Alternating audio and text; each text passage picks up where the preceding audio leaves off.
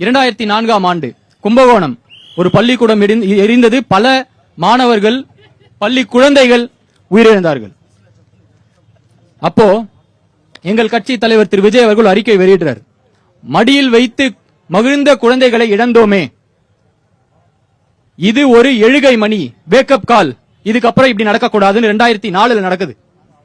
22 வருஷம் கழிச்சு இன்னைக்கு இந்த மாவட்டத்தில் இருக்க திருத்தணி பகுதியில ஒரு பள்ளிக்கூடத்துல ஒரு சுவரடிந்து விழுந்து ஒரு குழந்தை இறந்து விட்டான். நிர்வாகம் ஏன் இவ்வளவு சீர்கேடாக இருக்கிறது என்ற கேள்வி, அந்த கேள்வியுடைய மக்கள் பதிலாக தமிழக வெற்றி கழகத்தை தேர்ந்தெடுக்கிறார்கள். என்ன காரணம் என்றால், தமிழக வெற்றி கழகத்தின் தலைவர் ஊழல் செய்ய போவதில்லை.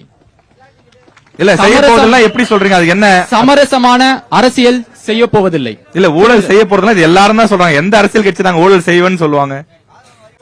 அதற்கு பதில் என்னவென்றால், கவர்மெண்ட்ல அரசியல்வாதிகளும் இருக்கும், அரசியல் அதிகாரிகளும் இருக்காங்க.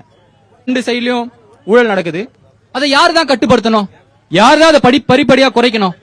இங்க சட்டங்கள் இயற்றும் அதிகாரம் யாருக்கு இருக்கிறது? அரசியல்வாதிகள். ஒரு ஊழல், ஒரு பிரச்சனை, எந்தவித குற்றத்துக்கும் அதை தடுக்கக்கூடிய கருவி எது? சட்டம். சட்டமன்றத்தில் சட்டத்தை இயற்றும் அதிகாரம் அரசியல்வாதிகளிடம் இருக்கிறது. எனவே அடுத்த கட்டமாக தமிழக வெற்றி கழகத்தின் சார்பாக இருக்க வைக்கப்படும் ஒரு அரசியல்வாதிகளும் தலை சிறந்த தலைமை மூலியமாக வழிகாட்டுதல் செய்யப்பட்டு